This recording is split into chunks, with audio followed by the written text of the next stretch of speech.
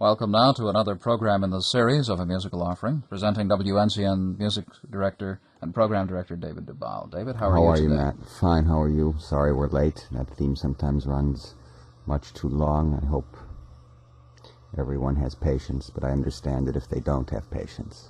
Well, the theme is certainly an attractive one. Frankly, no theme is attractive after a while. I'm very ambivalent about the idea of themes.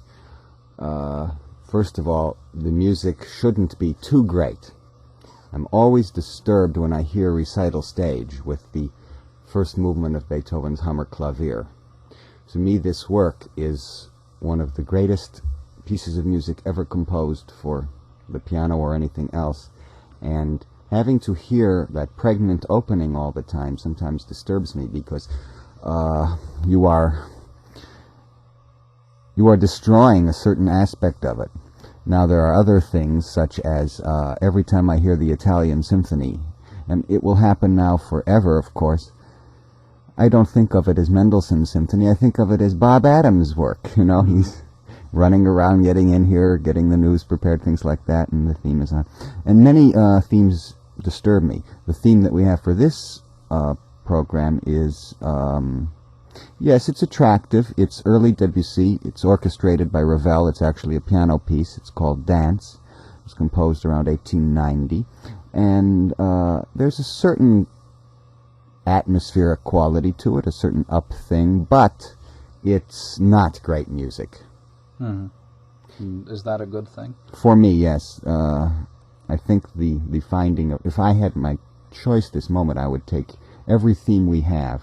Of course, they're so embedded, and change them, think much deeper on the subject.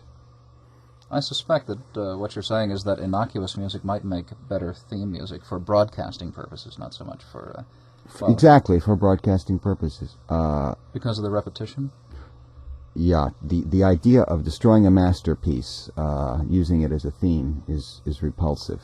Now, morning concert theme, the Moire fanfare, that's fine with me. That's good. Recital stage, I'm not pleased with. Orchestras of the world, we can get away with that Mozart there, because it's one movement from the Eine kleine Nachtmusik, which has so many moments of charm. Entr'acte, okay, Gottschalk's Bambula, not great music. Gottschalk composed that when he was 16.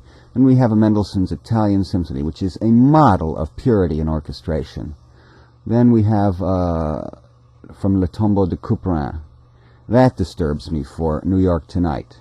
The Stravinsky for Anniversary Concert, Reading Prelude, that's perfection. Of course, that's his variations on Happy Birthday. Right.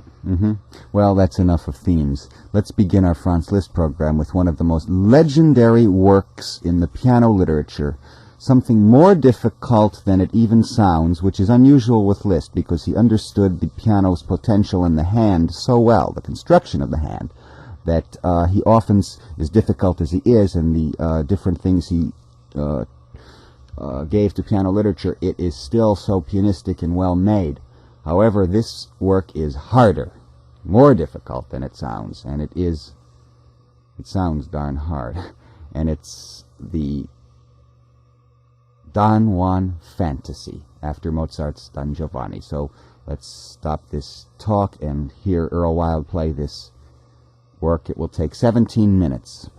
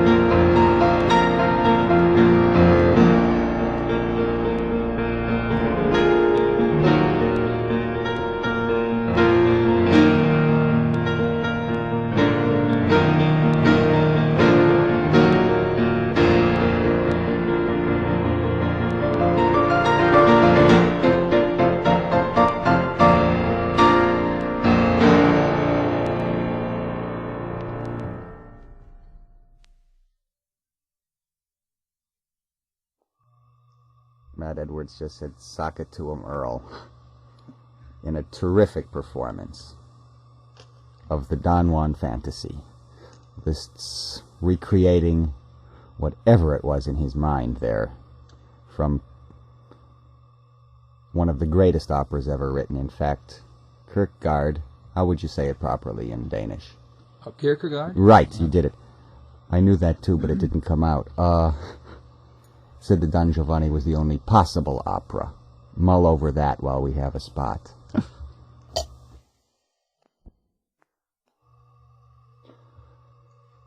Well, we heard the Don Juan Fantasy with Earl Wilde, and we'll hear another performance. I think that's absolutely necessary with the work so dense, really, as this piece that is approximately 20 minutes in length.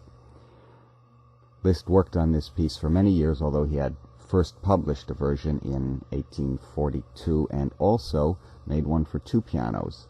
The idea of Mozart's opera intrigued him, as it intrigued many people in the 19th century, and of course today too. The performance now will be by John Ogden, who is without a doubt the greatest virtuoso in England today. He loves music of very great difficulty. He is himself a composer, and there is now in the catalog a piano concerto, which is absolutely awful, but shows his delight in difficulty and virtuosity. And something that I like very much about Ogden is he will play works that nobody will touch. For instance, he's done recently a 90-minute piece by a British composer. He's done the Busoni piano concerto, and he worked very hard to help the Busoni Renaissance, although it hasn't truly worked. It was going well for about 5 years. Let's now hear the Don Juan Fantasy in the hands of John Ogden.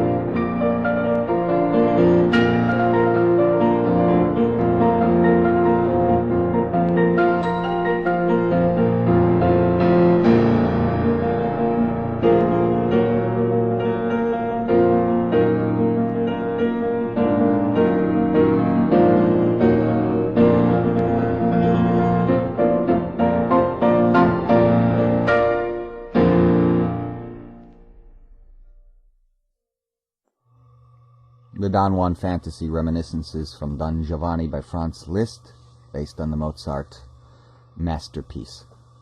Matt?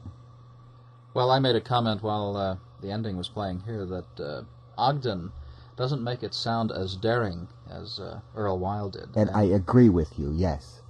The Wild is a daredevil performance. The question is really, who is the better technician? Is someone who makes the work sound easy better, or is it someone who makes it sound as if he's really accomplishing something? Is it, maybe that's not the exact way to phrase the question. Yeah, it's a big question. I think that Ogden is not a lesser technician than Earl Wild. I think, though, that Earl Wild's desire is to project the danger and the difficulty, while Ogden is trying to have a large picture. His conception is more musical, more integrated.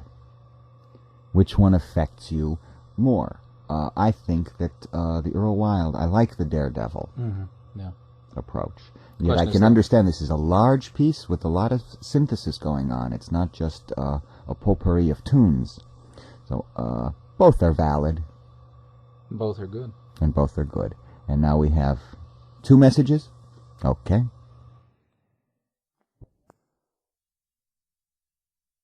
Now, once again, here's David Dubal.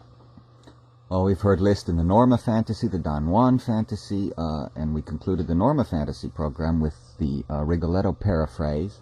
Now let's hear his reminiscences of Lucia da Lammermoor, and this was composed by Liszt in 1835-36. It was published in 1840, and this is, much simpler than the Don Juan Fantasy. It's not an evocation of the whole opera by any means, but of the most celebrated number in it, the sextet. Let's hear Alfred Brendel in the Reminiscences from Lucia.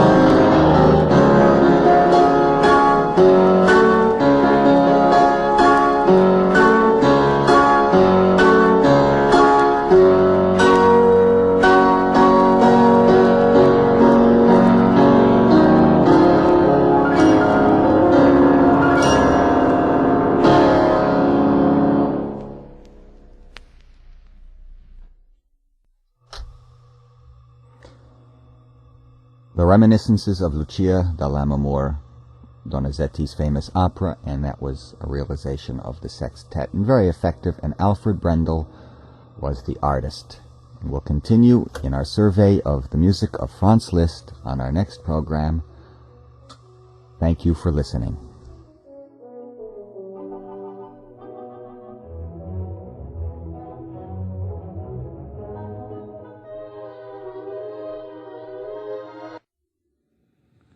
The tears that are shed, and rightly, for composers who died young.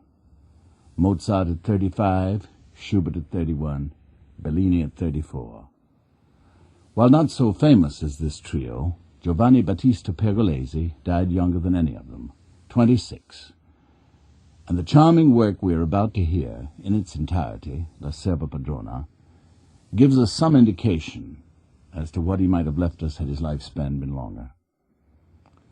The first time I ever saw or heard his name was on the song Nina, a 1919 recording by Caruso issued after the great tenor's death. The label simply said Pergolesi. Later references said attributed to Pergolesi, and by the late 40s they were assigning it to Lagrencio Ciampi, who was born 9 years after Pergolesi and lived to the ripe old age of 54. There's always a musicologist around to take the joy out of life. But never mind. Pergolesi wrote a Magnificat, which has been recorded by no less an artist than Janet Baker, a Stabat Mater, which we have on disc with Judith Raskin, and a Salve Regina by that young prince of basses, Ezio Flagello. According to the 1948 Gramophone Shop Encyclopedia of Recorded Music, which I believe was the first to correct the Nina attribution, these works show, quote, the imprint of fresh genius. To relieve the solemnities of 18th century opera seria, impresarios sometimes offered intermezzi between the acts of tragedies, short light comedies, usually with a soubrette and a basso buffo for a change of pace. La Serva Padrona was one of these, and it was written in two parts to be played in the intermission of Pergolesi's own Il Prigionier Superbo, the Proud Prisoner, which, like all of Pergolesi's 6 tragic operas, was a failure. The intermezzo opera, however, was wildly successful, and 16 years after the composer was laid in a pauper's grave, became the centerpiece in an engaging chapter of operatic history, The War of the Buffoons in Paris. An Italian company brought La Serva Padrona to the French capital the very year that Rameau brought out Hippolyte in Aricie, which we played for you about a year ago. And Paris was immediately divided into 2 warring camps, which attacked each other with a vehemence that soon assumed political implications. The king, Louis XV, lent his support to the nationalist trend, where the poetry and drama came first, but his Polish queen, and also his mistress, Madame Pompadour, favored the imported modernism. Among the most effective voices against conservatism was Jean-Jacques Rousseau. Just as his writings had helped prepare the American and French revolutions, his contribution to the War of the Buffoons expedited the eventual triumph of music over literature. He even composed a little opera on the model of Italian opera buffa to demonstrate his point. Italian tragedies, he wrote, are able to express all the passions and depict all the characters in whatever measure and time the composer pleases. Our French melody, in itself, expresses nothing. Hard words. The first performance of La Serva Padrona in America was at the Academy of Music, November 13, 1858, where it served as a curtain raiser to Bellini's Norma. Must have been a long evening, but I suppose audiences were hardier in those days. We gave it at the Metropolitan in 1935 as a curtain raiser to Don Pasquale, and the cast included Edith Fleischer, Louis D'Angelo, and Angelo Badà. It came back in 1941 with Bidou Sayal, Salvatore Baccalone, and Alessio De Paolis. In today's highlights from La Serva Padrona, we are going to hear Mariella Adani, Leonardo Monreale, and the Orchestra Pomerigi Musicale of the Teatro Nuovo in Milan under the direction of Ettore Grassis. Here's the story of La Serva Padrona as told by the Earl of Harwood in Covey's Complete Opera Book. La Serva Padrona is on a small scale, the orchestra consisting only of a quartet of strings. The piece comprises an overture and two separate intermezzi, each of which includes an aria for both characters and a duet. The overture is a gay piece, and the curtain rises to find Uberto dressing to go out and lamenting that he's had to wait 3 hours for his chocolate, which still hasn't arrived. His energetic complaints at the time he is kept waiting are expressed in an aria of less formal type than the others in the score, each of which is in the da capo form. His complaints are directed specifically at his maid Serpina in the ensuing recitative. However, when it comes to complaints, he is no match for her, and after she's finished with her master, she turns on Vesponi, who incidentally is one of those silent characters that the composers of Italian comic opera like to introduce, and sends him briskly about his business. Uberto's aria, Sempre in Contrasti, is a short, fresh tune, typical of the score and demanding more than a little agility from the singer. Serpina tells Uberto that it's much too late for him to go out, and lectures him in her allegretto aria, Stizzoso mio stizzoso. Uberto can bear the tyranny no longer, and he asks Vesponi to go out and find him a wife. An excellent idea, says Serpina. Take me. In a duet she protests her eligibility, and he his intention, or, if possible, ridding himself of her altogether, but he confesses to himself that the situation looks like it is becoming too much for him.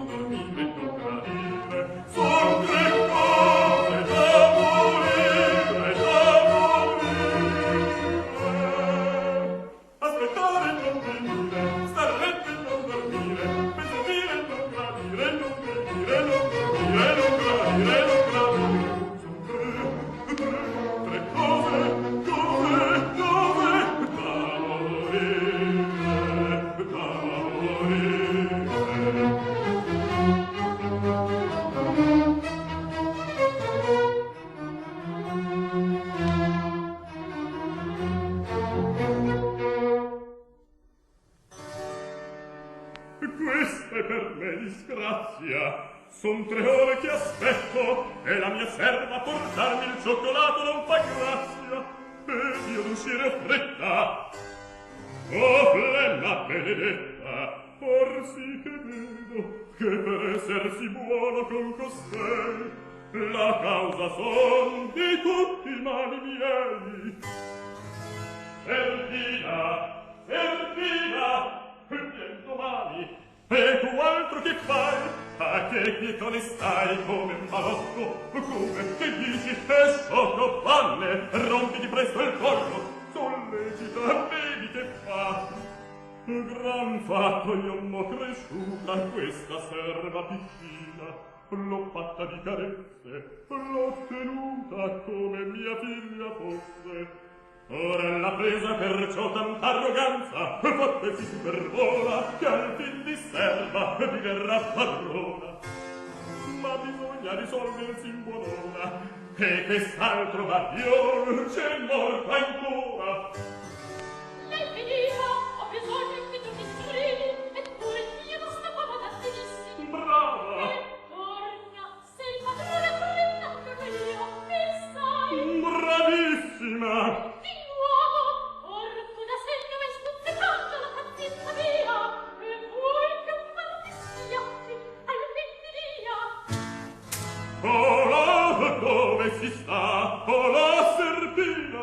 non ti vuoi fermare? Lasciatemi, signore, creanza del figlio! Ma in presenza del padrone. Dunque, perch'io son serva, o da essere sopraffatta, o da essere maltrattata. No, signore, voglio essere rispettata, voglio essere venita come fosse la padrona, arcipadrona, padronissima. Che diavolo ha, o signoria illustrissima, senti anche tu. Contesto impertinente, E questo tu, venne a me, e questo t'ho detto. e com'ave si proprio, Questo, e che sei tu maledetto? ma me lo pagherai, Io costui ti inviai. e a che fare? Ma che fare? Non t'ho chiesto il cioccolato io? E per questo, Ma non uscir l'anima aspettando che mi sporti. e quando mi prendete dovete, Adesso, quando? se vi pare una questa, e che per mai mi dover desiderare. Dunque, Adunque, io già non preparai, e voi di me farete, padron mio bello, e benedicente. rispone, ora che ho preso già il cioccolato, dimmi, buon pro di caccia e sanità. Di che ride quell'asino? Di me, ch'io più flemma d'una bestia, ma io bestia non sarò, più flemma non avrò, e nel gioco scuoterò, e quel che non ho fatto al fin farò.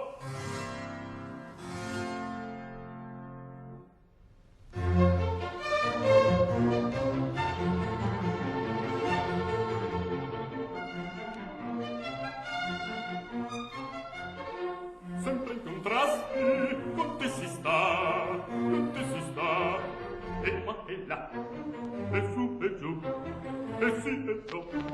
Por questo basti,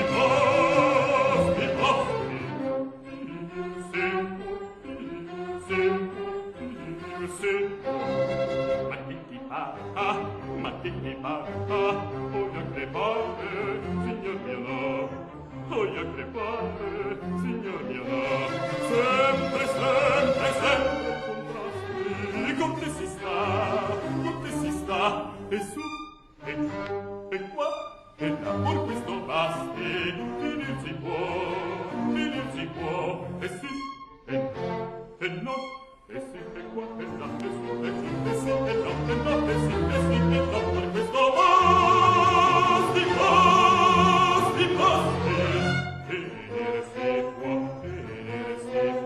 finire si può, ma che ti pare, voglio crepare, signor mio no, voglio crepare, signor mio no, signor mio no, signor mio no.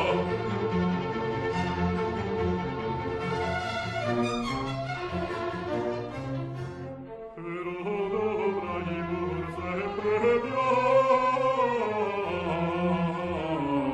piangere la tua disgrazia, l'ordirai che ben ti sta. E dici non è così? Ah, no, sì, ma così è.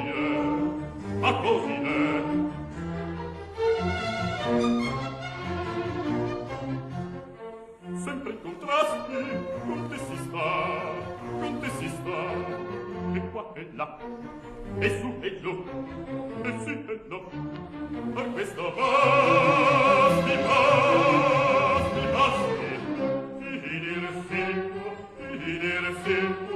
finire si può, ma che ti pare, voglio crepare, signor mio no, voglio crepare, signor mio no, sempre in contrasti, con te si sta, e su, e giù, e qua, e là, per questo basti, finir si può,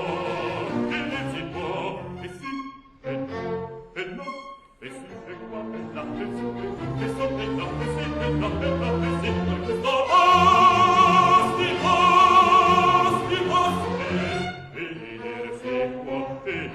finire si può. Ma che ti pare, ma che ti pare, voglio crepare, signor mio no, voglio crepare, signor mio no, signor mio no, signor mio no.